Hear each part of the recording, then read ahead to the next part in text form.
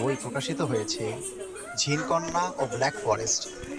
রাঙামাটির পাহাড় ও জঙ্গলে ঘেরা এক গ্রামে জিনের ভয়ঙ্কর রহস্য নিয়ে লেখা বই ঝিনকন্যা। ব্ল্যাক ফরেস্ট বইটি জার্মানির রহস্যঘেরা জঙ্গল ব্ল্যাক ফরেস্টের অমীমাংসিত ওয়ারউলফের রোমাঞ্চকর রহস্য নিয়ে লেখা। এ দুটি ছাড়াও বিড়াল কন্যা, হৈমি, অভিশপ্ত মুনাকবার, দানবের দ্বীপে, গোরস্থানের পিশাচ সহ তার সকল লেখা বই কলি প্রকাশনীর 693, 882 নং স্টলে পাওয়া যাবে। অ্যানিমেটেড স্টোরিজের চ্যানেলের সাবস্ক্রাইবাররা 30% ডিসকাউন্টে বইগুলো সংগ্রহ করতে পারবেন। এছাড়াও সামুদ্রিক অ্যাডভেঞ্চার নিয়ে লেখা নতুন বই জলদস্যু পাওয়া যাবে প্রিমিয়াম প্রকাশনী 444 নং স্টলে। লেখক আগামী 6 তারিখে মেলায় কলি প্রকাশনী স্টলে উপস্থিত থাকবেন। আপনারা চাইলে ওই দিন অটোগ্রাফ সহ তার লেখা বইগুলো সংগ্রহ করতে পারবেন।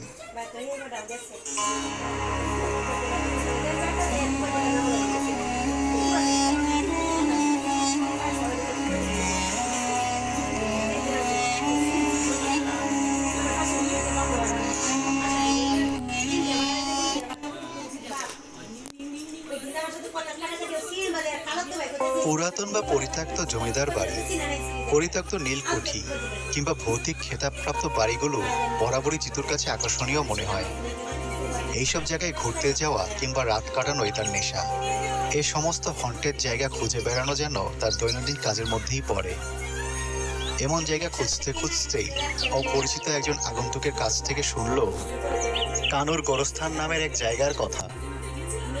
আরো ঘাটাঘাটি করে খবর নিয়ে কানুর গোরস্থানের ঠিকানা ও তার সম্পর্কে কিছু তথ্য জোগাড় করলো। শহর থেকে বাসে করে কুমারখালী গ্রামে যেতে ঘন্টা 2 সময় লাগে। সেখান থেকে রিক্সা করে 1 ঘন্টা লাগে কানুর জঙ্গলে যেতে। তারপর জঙ্গলের পথ ধরে প্রায় আধা ঘন্টা হাঁটলেই কানুর গোরস্থান। লোকমুখে শোনা তথ্য অনুযায়ী জানা যায় মূলত কানু নামক এক জমিদারের নাম থেকেই কানুর গোরস্থানের নামকরণ হয়েছে। কানু ছিল একজন অত্যাচারী জমিদার। এই জঙ্গল যতদূর বিস্তৃত কানুর জমিদারি ততটুকুই ছিল। তবে কানু যখন জমিদার ছিল তখন এখানে জঙ্গল ছিল না, জনবস্তি ছিল। কানুর আওতাধীন এই গ্রামের নাম ছিল ধর্মপুর। নিজের প্রজাদের উপরে অনেক জুলুম অত্যাচার করত কানু। তার বেশিরভাগ বিচারের রায় হতো মৃত্যুদণ্ড, অর্থাৎ প্রজারা সামান্য ভুল করলেও মৃত্যুদণ্ড দেওয়া হতো তাদের। কানুর গোরস্থান হিসেবে এখন যে জায়গা পরিচিত, সেই জায়গাতেই প্রজাদের মৃত্যুদণ্ড দিয়ে মাটিতে পুঁতে রাখার আদেশ দিত সে। এছাড়াও জমিদার বাড়ির কোনো কাজের লোক মারা গেলে তাকে ওইখানে সৎকার করা হতো। কিছু কিছু লাশ অবশ্য কফিন করে মাটিতে পুঁতে রাখা হতো। জমিদারের এত অত্যাচারের ফলে অনেকেই সে এলাকা ছেড়ে চলে গেল। আর যাদের যাওয়ার জায়গা ছিল না তারা কোনো না কোনোভাবে মারা পড়লো কানুর হাতে। বসত ঘর, গোয়াল ঘর, জমি সব শূন্য হয়ে পড়ে থাকলো। কানু তখন কি মনে করে তার গ্রামের সারি সারি গাছ লাগানো শুরু করলো। জমিদার বাড়ি ও গোরস্থান ছাড়া পুরো গ্রাম জুড়ে হরেক রকমের গাছ লাগানো হলো। কানু কিভাবে মারা যায় তা জানা না গেলেও কানুর মৃত্যুর পরও এই এলাকা জনমানব শূন্যই পড়ে থাকলো। গাছগুলোও যেন বড় হয়ে ঘন জঙ্গলে পরিণত হলো। পরিত্যক্ত হয়ে পড়ে থাকলো জমিদার বাড়ি। তবে পরিত্যক্ত হয়ে পড়ে থাকার পেছনে বেশ কিছু কারণ ছিল। জমিদার বাড়ির অবস্থান জঙ্গলের শেষ প্রান্তে, তাই ঘন জঙ্গল পেরিয়ে কেউ এদিকে আসতো না। এছাড়াও লোকমুখে প্রচার হয়ে গিয়েছিল কানুর আত্মা নাকি এখনো জঙ্গলময় ঘুরে বেড়ায়, নিজের গোরস্থান বাড়ি পাহারা দেয়। যদিও কানুর এই এলাকায় বিচরণ ছিল প্রায় 100 বছর আগে। জঙ্গলের আশেপাশে এলাকার মানুষজন ছাড়া তেমন কেউই চিনত না এই জঙ্গল বা গোরস্থান। কিছুদিন আগে কে যেন গোরস্থানের পাশে একটি কটেজ বানিয়েছে। সেখান থেকে জঙ্গল ও গোরস্থান দেখার ব্যবস্থা হয়েছে এখন। সাধারণত যারা ভৌতিক জায়গা পছন্দ করে তাদের জন্য এই জায়গা রাত কাটানো রোমাঞ্চকর একটি বিষয়। ভৌতিক এই বিষয় সম্পর্কে বিস্তারিত আরো জানতে হবে এবং সেখানে এক রাত থেকে গোরস্থানের ভৌতিক অনুভূতি নিতে জিতু বাসে চড়ে বসলো। কুমারখালীর জঙ্গলে পৌঁছে রিক্সা করে ও পৌঁছলো কানুর জঙ্গলে। ইতিমধ্যে সূর্য পশ্চিম আকাশে হেলে পড়েছে। গাছের ফাঁকে সূর্যের শেষ আলোক রশ্মি ঠিকরে বের হচ্ছে। কাঁধে নিজের ব্যাগ চাপিয়ে জঙ্গলের পথ ধরে হাঁটতে শুরু করলো সে। তেমন উল্লেখযোগ্য কোনো বন্যপ্রাণীও চোখে না পড়লেও ঘন ঝোপঝাড় ও গাছপালায় গাছ ছমছমে একটা অনুভূতি পাওয়া যাচ্ছে। অবশ্য সাপ ও বিষাক্ত পোকামাকড়ের ভয়ে কিছুটা সাবধানে পা ফেলতে হচ্ছে তাকে। হাঁটতে হাঁটতে ও পৌঁছে গেল কটেজের কাছে। কটেজ বলতে ছনের বেড়া দেওয়া 5টা ঘর। একদম প্রথম ঘরে চেয়ার টেবিল দেখে সেখানে ঢুকলো সে। একজন মাঝবয়সী লোক বসে আছে। ওর দিকে তাকিয়ে হাসি মুখে জিজ্ঞাসা করলো, ঘর ভাড়া নিতে চান? জিতু হ্যাঁ সূচক উত্তর দিতেই লোকটা বলল, আপনার ভাগ্য ভালো, একটা ঘর খালি আছে। আপনার নাম ঠিকানা বলুন। জিতু ওর নাম ঠিকানা বলতেই লোকটা খাতায় লিপিবদ্ধ করে একটা চাবি দিয়ে বলল, আমি জুলফিকার আলী, এই কটেজের দায়িত্বে আছি।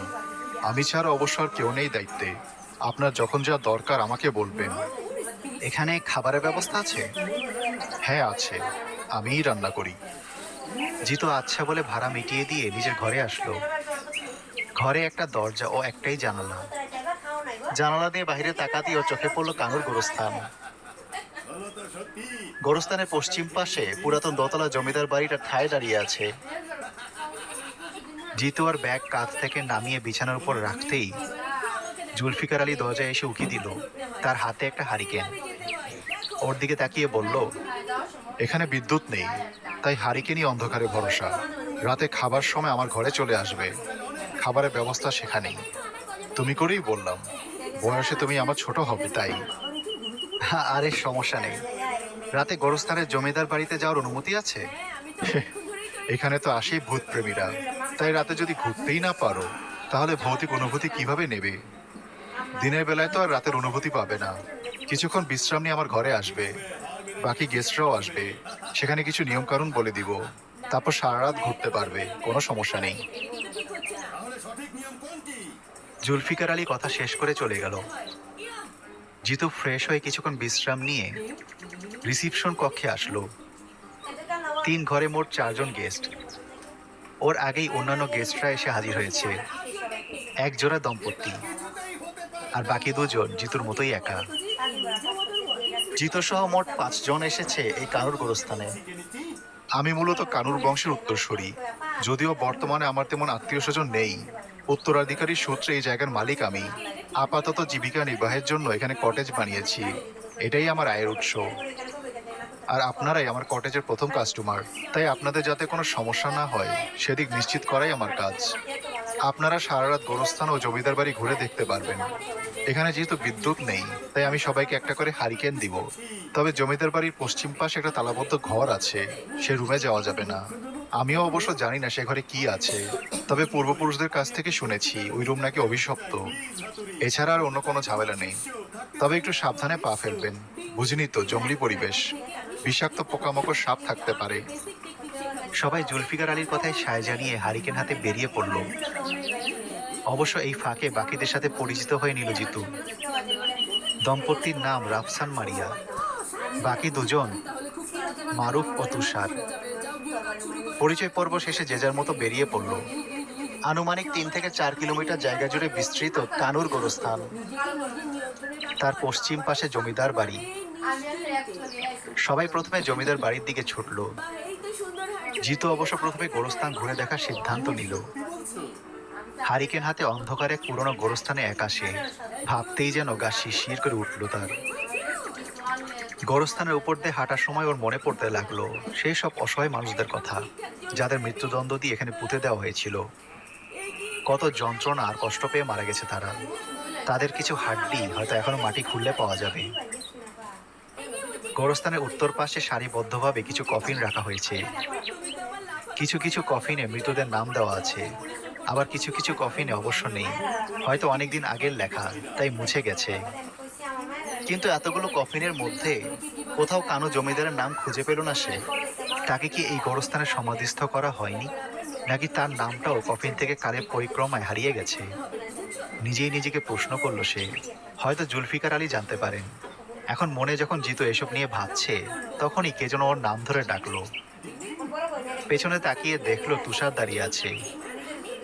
সে বলল, কিছু মনে না করলে তোমার সাথে কি কথা বলা যাবে? জিতু বলল, কি কথা বলো? আসলে বাকি 3 জন তোমার সাথে কথা বলতে চায়। প্রথমে ওর কথা শুনে জিতু কিছুটা অবাক হলো। ও মনে মনে ভাবলো, ও পরিচিত কেউ কেন আমার সাথে কথা বলতে চাইবে।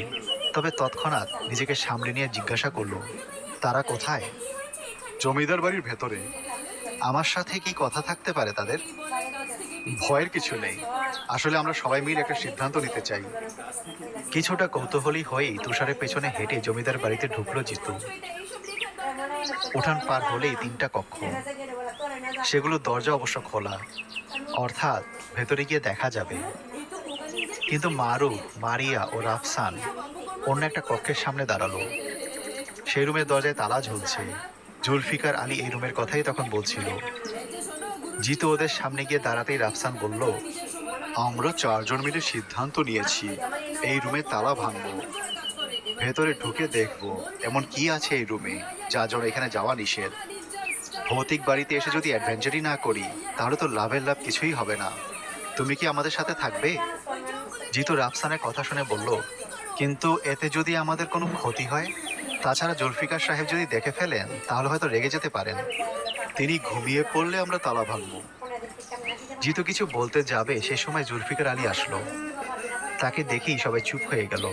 জুলফিকার আলী বলল, আপনারা, আচ্ছা সবাই তো আমার ছোট হবে, তুমি করেই বলি। আপনি সম্বোধন করলে দুঃসম্পর্কের মনে হয়।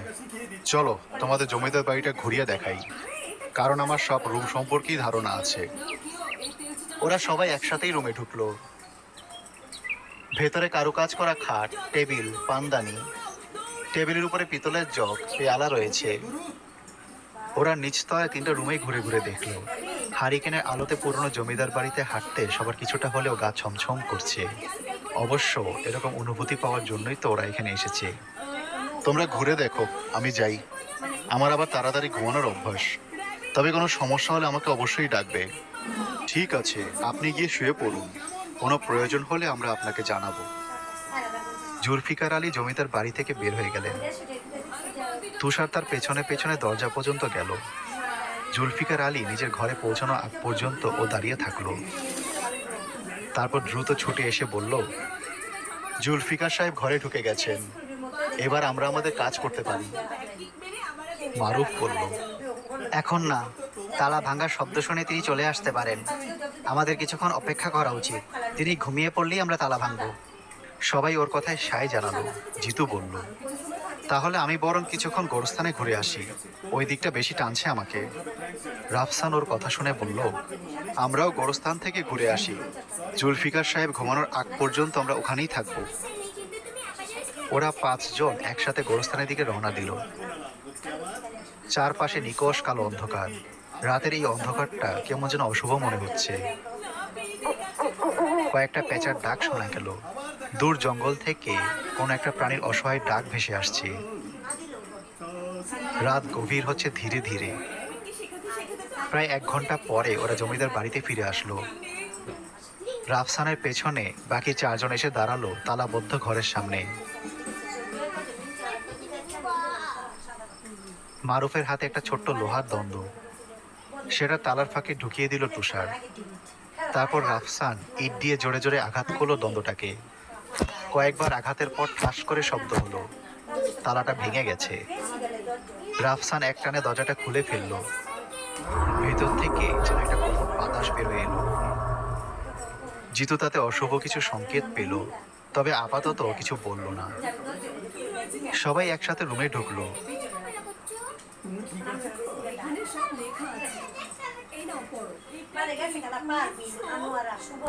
Daily pages, stories, texting,